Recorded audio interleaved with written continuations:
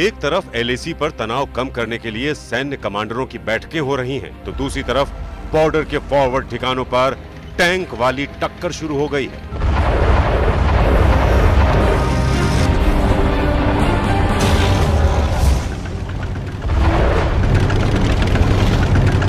People's liberation army के tank दस्ते तैनात हो रहे हैं।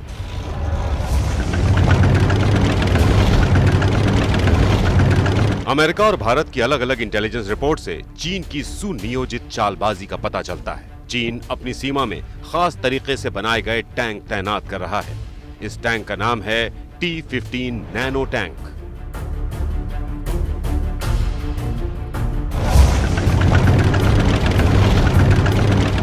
अप्रैल की सैटेलाइट तस्वीरों से ही इसके संकेत मिलने लगे थे। सबसे पहले यह समझते हैं कि T-15 नैनो टैंक की एलएसी के आसपास तैनाती क्यों की गई है। दरअसल चीन को लगता है कि रूस की नकल वाला उसका ये टैंक युद्ध होने की स्थिति में बड़ा गेम चेंजर साबित हो सकता है।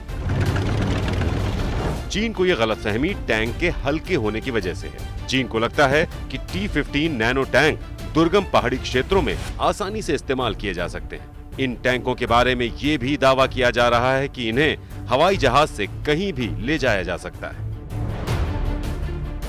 लेकिन चीन का यह दावा उसके टैंक की तरह ही हल्का है। रक्षा विशेषज्ञों की माने तो T-15 नैनो टैंक भारत के T-90 भीष्म टैंक के सामने कहीं नहीं टिकता।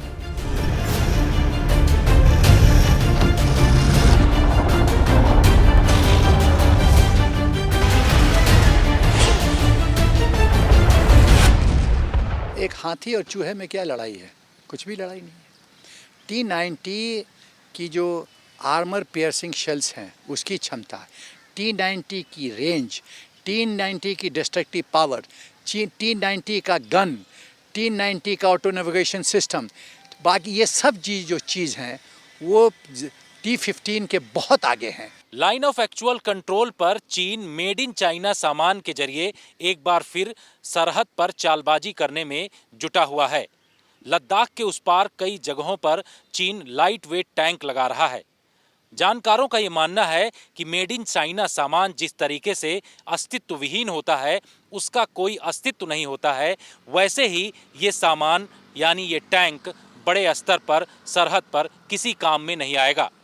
T-90 टैंक के आगे ये कहीं टिक भी नहीं सकता और जानकार ये भी कहते हैं कि इसको वहीं पर नष्ट कर दिया जाएगा। यहाँ दोनों चीन के T-15 नैनो टैंक और भारत के T-90 टैंक की ताकत को भी परखना जरूरी है।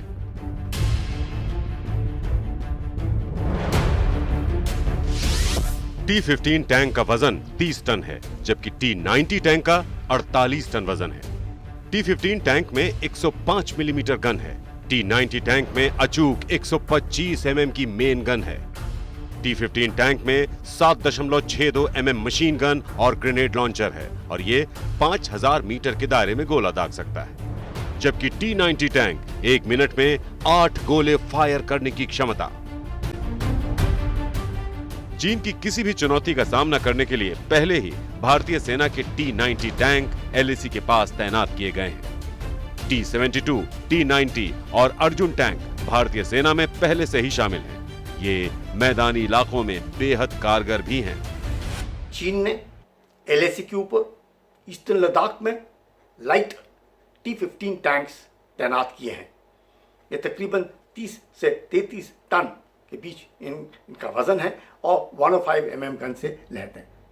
हिंदुस्तान ने T-90 44 टन और 125 मिलीमीटर गन के साथ लैस हैं और इनमें एंटी टैंक गाइडेड मिसाइल भी हैं जिनका रेंज तकरीबन 4 किलोमीटर है।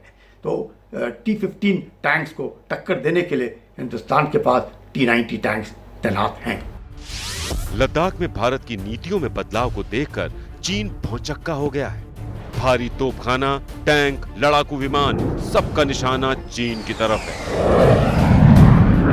ऐसे में चीन मेड इन चाइना हथियारों की नुमाइश कर रहा है, लेकिन इन हथियारों की कोई गारंटी नहीं है।